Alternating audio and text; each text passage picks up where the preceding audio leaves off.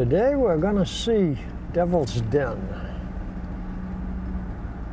And on the way we'll see 2 mile markers from the town, which I'll explain a little bit about later.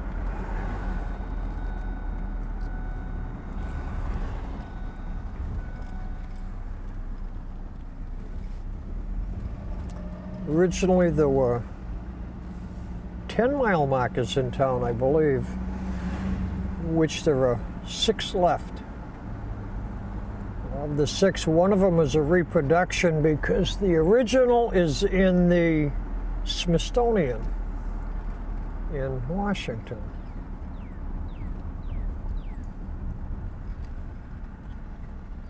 And this is our first mile marker here, mile marker 37. And there's a B in front of it, or above it, which depicts 37 miles to Boston. Not really an expert on mile markers, but I do know that they were carved a lot of times by gravestone carvers, and decorations seem to be more whimsical than any other significance.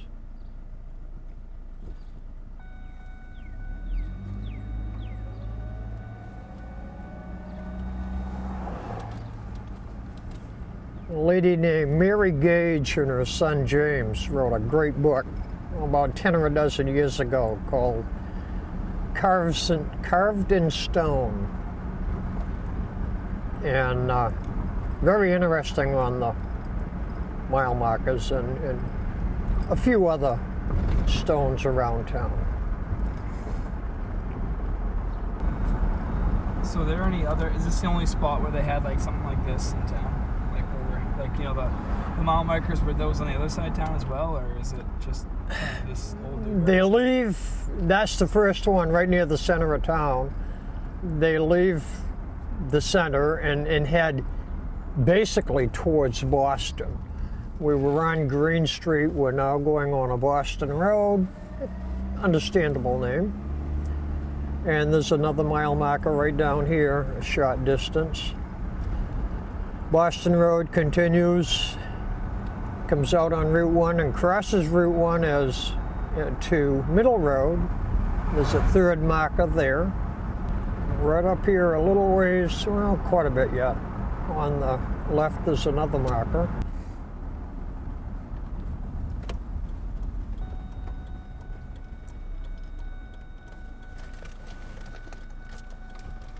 There again, decorations are a bit different on it. I should stand corrected, that last one wasn't 37, it was 31.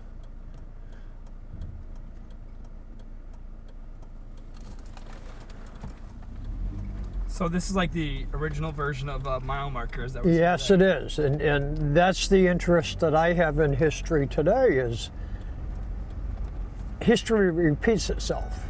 And those mile markers in the early days were very important. I want to stop here for a reason. Very important because of that great distance they had to travel. This was the main route to Boston at the time. Prior to this, the only way to Boston was by ship. Because I've been known to get carried away with my stories here, I'm going to change There's nothing wrong with that. just a bit here. On this right side here used to be our, at the time, called dump. Today you would call it a landfill. When in my childhood, everything was just dumped beside the road there, pushed into a pile and burned. Looks like wetlands now. Well, I think it was probably always wetlands, except for when they dumped. So what happened to all the stuff? Because it looks like there isn't really any trash there anymore. That's nature, if you will. Nature will reclaim itself. Yep. And that's what's happened, because it's been more than 50 years since that was a landfill. A little bit later they went over where the hills are, and it was still considered a dump. And then when that was capped over, eventually we moved a little bit further to the west, or our right, if you will, and it became a transfer station, which we have today. On another sidelight, this is the little river here beside the railroad tracks. And this little round area right here beside the bridge is called Four Rock. Or actually, this crossing is called Four Rock. And as a youngster here, we used to swim here. It was a very popular place to swim. Do people swim here anymore, you think? Pardon? Do people swim here anymore? Not to my knowledge, but I won't say no. Yeah. But so It is tidal water. Little River goes from Parker River all the way up through into Newburyport. It originates near Kmart, if you will. Oh, okay. Also on the other side, there's another deep area there, which was referred to as New Hole, and that was also a favorite swimming place for others. Why they had a choice or different idea on it, I don't know. Now we're approaching the Devil's Den area. It'll be on our right up here.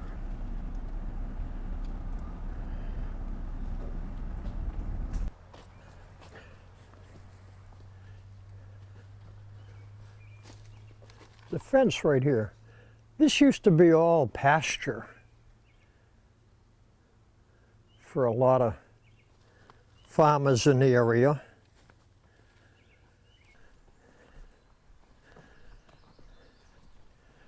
And as you can see, it's always been a hangout for the local younger generation. They've had some campfires and things like that.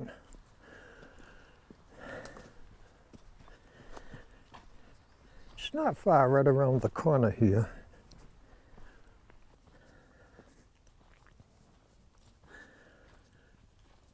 Devil's Den was first discovered, if you will, by a young man named Noyce, James Noyce. He was an ensign in the militia, and it was quite important to the townspeople because it contained lime. Limestone was needed for the mortar for chimneys and brickwork. And if we see down in here, and we can see, well, even here is a good example of the white, which is limestone that's in the rocks here. There were many other minerals in it too, but lime was the most important, and so important that the town fathers deemed it necessary to post a guard so all families got their equal share, if you will, and didn't overstep their bounds.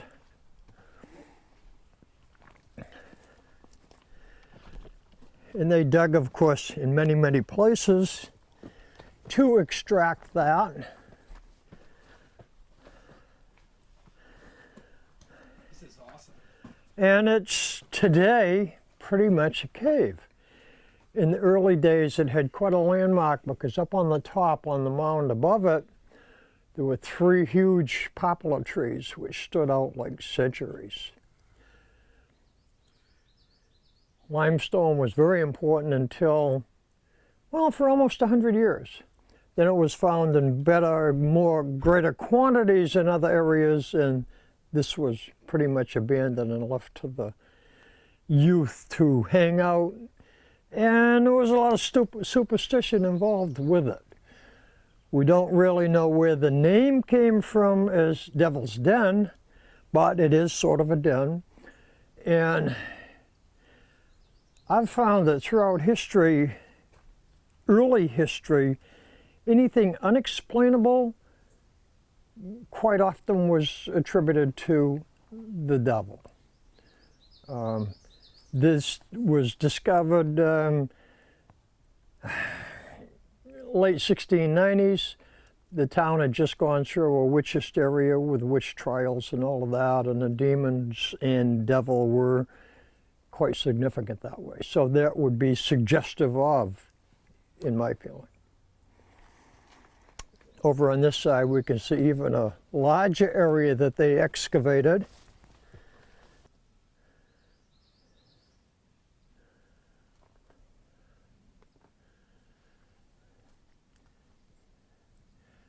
And as we can see, they removed as much of that lime as they could. Here's a real good example up here of a very good concentrate, but very little bit because it's very, very white and very powdery. That was what they were after for the most part. I read a report that said there are many, many minerals here, including asbestos, which I'm told was a fiber-type mineral. Of course, we know it is used as insulation, and the longer those fibers, the more value it had, or the better quality it was. In doing some research, I found that there are several devil's dens in Massachusetts even, never mind nationwide. I know there was one referred to in Marblehead, one in Rockport, a couple out in the western part of the state. So there again, I kind of label it with the era and that lure of the unknown. Mm-hmm. So this seems like for 100 years, there must, like, how much big, like, this site really isn't as big as you'd think it would be for something like this. No, you wouldn't. No, you wouldn't. But how much lime in total do we really need? So that was significant because without that lime, they would grind up shellfish, oyster shells, clam shells, that type of thing, which makes a marginal quality mortar, and this was much, much better. So some of the older buildings in this town that are still around could potentially have this? I would say, yes, I would say. Very, very likely, and I don't know, it could be done. I don't know if there's been any tests done to find that out. Every mineral has different traces in it which you can attribute to a specific area. Mm-hmm. And I've gone through some of this in other research on other reasons. For example, bricks. The clay in bricks leaves a trademark reference as to its origin. Something like DNA today. Mm-hmm. And it does tell us where an item may have come from. But here I can't say specifically it has been tested. So how long has this place been, you know, out of commission for? When did they stop using it, you think? Certainly by 1800 they were mining lime in other areas of the state in much better quantity and better quality too. This was low grade, but it was better than nothing, so they applied that. Okay. So did you come out here when you were a kid? I would say I've been out here a few times that way as a kid. I did a program here a couple of years ago with what they call Trails and Sails, which is a tourist program for the county. And that's in September. We've done a number of them, and this happened to be one of them, to tell the story about as I had told it today. I never hung out here as I didn't have time growing up that way. Growing up on a farm, it's a different life. You're busy. You're busy. You don't have that free time to hang around, if you will. What's the legend about, you know, the pulpit and stuff like that, and how they had to say something before they went in because? In the earlier days, the local boys used to hang out here. There was quite a lure that went along with the devil and this location. And as I mentioned, down the street there's a devil's pulpit, another landmark, and we'll see it in a bit. But one story I heard was that before the boys would even dare come here, they would have to go there and offer a tribute, if you will, to the devil. And at that, they didn't dare come in here alone. They always wanted to have someone with them. And there, it's our young imaginations, to a large part, and that's about all I know about that.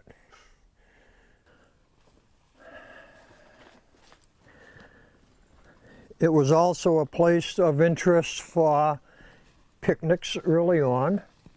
People would come by and have picnics here and all of that. On the way out, or when we get out, we'll talk about Devil's Pulpit a little bit, just down the street.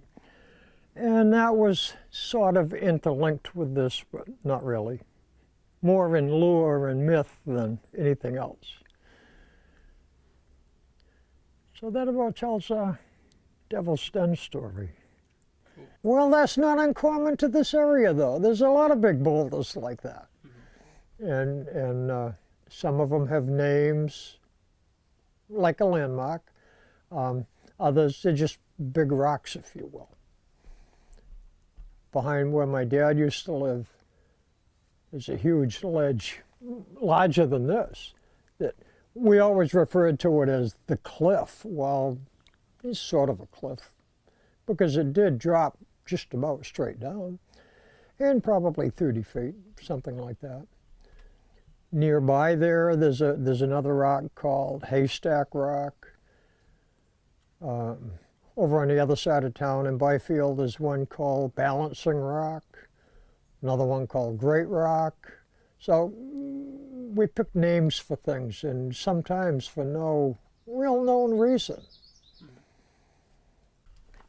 We've had in the past few real hot days. This would be a nice place to hang out, because it would be much cooler in there under the stone and all of that. So it would be a refreshing area. You could run across the pasture here to the river to go for a swim, or hang out here at the same time. So this was kind of like I wouldn't say a tourist attraction, but it was kind of like a place where townies would come and hang out. A local hangout, yes. Yes, a local hangout. When do you think it was like a local hangout until, you know what I mean, like what part of history? Oh, because I know like... it continues today. And I'm sure it went through spells of popularity, but I certainly remember in grade school, and I went to school at the Woodbridge down here in the center of town, the kids used to talk about hanging around here frequently. So it was still popular then, and I'm sure that it went through cycles where it was nearly forgotten for a while, and it's the type of place that the locals that live nearby, so to speak, would live. So as they grew older, they would outgrow it, and others might pick up on that. Oh, geez, you can't even see it. Wait, poke the rock right there? I mean, It's in there. Wow. It is overgrown. Usually they cut it back. It's just right up in. Yeah. You can't even find the dumb thing. That is amazing. It's a square, tall rock.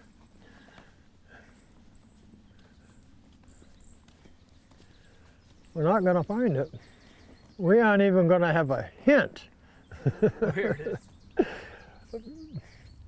Now last year they had cut this stuff out, or the year before. They usually keep it open so you can see it, but not today.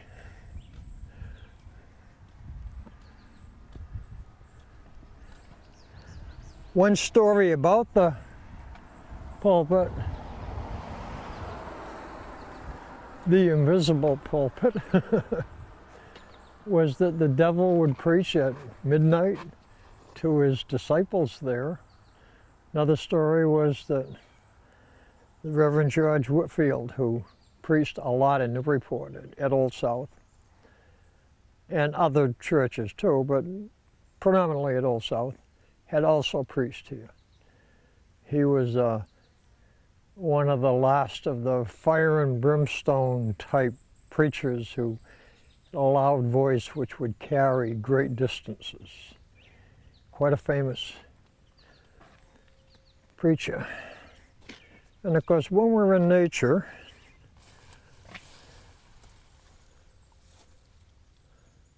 we always find extra bonuses.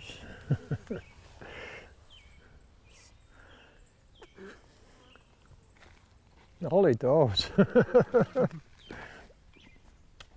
Like that, you know, what do you think that means for a history of a town? Like all the superstition stuff. Like 200 years ago, you know, it was around, but now it's something. What do you think? How do you think? It changes. Yeah. What do you think? Because today we just shrug it off and say, "Oh, that was superstition," whereas in the early days that was significant. And anything related to the devil was almost taboo. You didn't want to discuss it. And today we think nothing of that. We realize, but in the early days when they didn't have an explanation for something, it was easy to label it as something like that.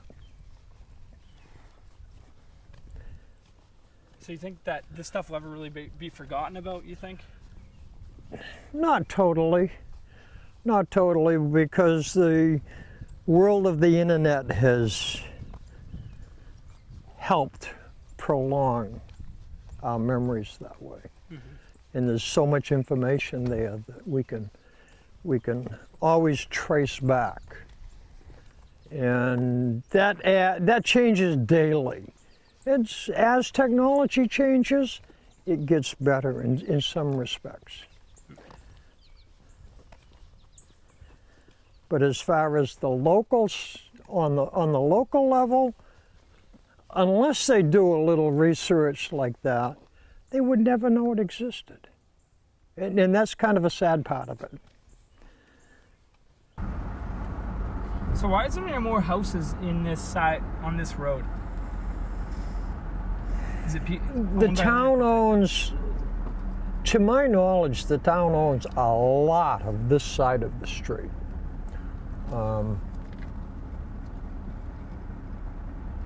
And down this way a little bit to my left, quite a ways on Hay Street we're coming out on. On that side, it's pretty poor quality ground as far as house lots go. It's either rocky or it's wet and difficult to build on. Someday we're going to see houses in all of these areas, other than properties which are in programs like Greenbelt and other groups like that, which are nonprofits who preserve open space. But eventually, wetlands are going to becoming less and less of an issue, because as cities and towns get sewerage, now that septic issue is no longer a problem, if you will.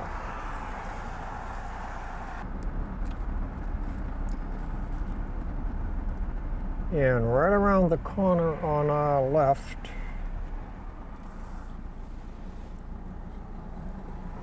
we are going to see another milestone.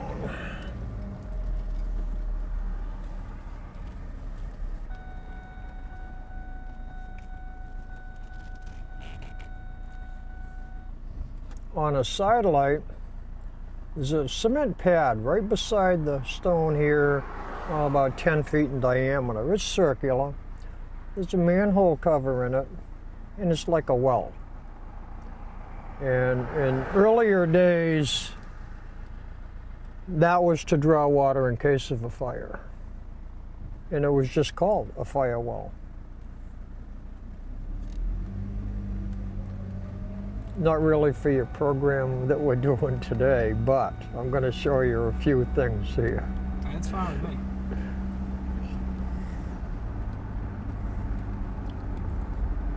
We talked a little bit about the Adams Farm and their cider mill and everything. Mm-hmm. That building right there, the one furthest to the, I'll pull up enough to get a better, not that it matters really. Furthest to the right building originally was the town hall for the town, and it was moved there. Why was it moved there? Well, they bought it and they used it as a barn for storage for hay, equipment, or whatever. The lady who lived here passed away, almost a year ago now. It was quite a farm in its day. A lot of buildings. They had sheep, cattle. This building here was a cider mill that was steam powered.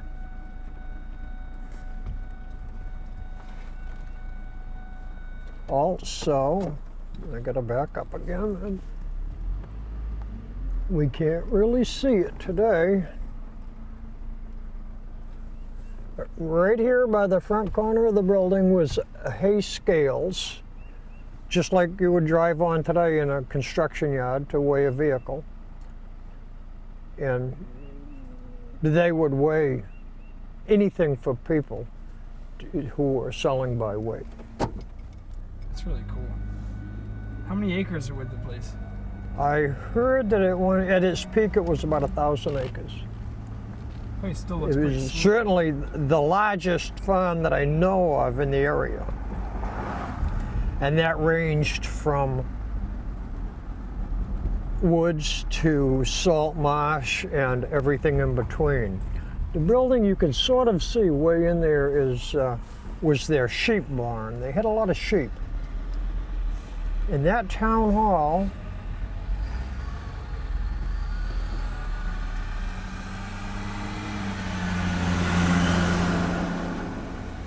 used to set right in here.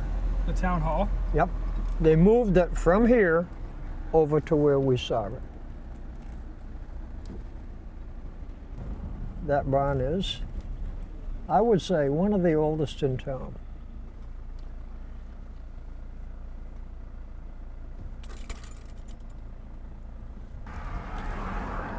On that corner right over there, when I was growing up, there were the remains. It had fallen down already. There used to be another cider mill there, run by another Adams. That previous one was an Adams mill, and this was, I believe, a cousin of theirs. There was that Adams. This farm down here was an Adams, which owned this mill. A good friend of mine tells me about all of these woods in here from Boston Road up to the next road, and I'll show you that. That used to be all open land. And he's my age, and growing up as a young teenager, he remembers mowing and raking hay in there and baling it. It's too bad. It's a little bit overgrown today. Yeah, it's too bad that's not still. It is in a sense.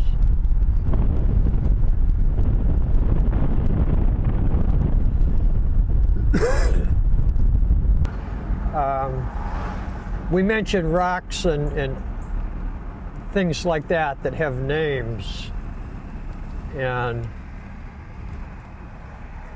I guess I got it from my dad, but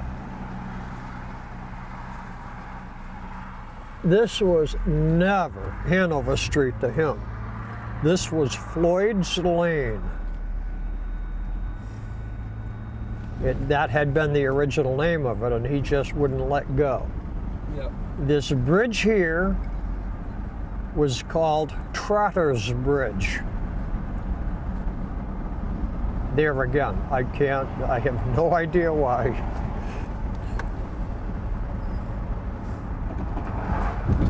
I take great pride in that we know about these areas. And that's why I like to kind of hash that information out.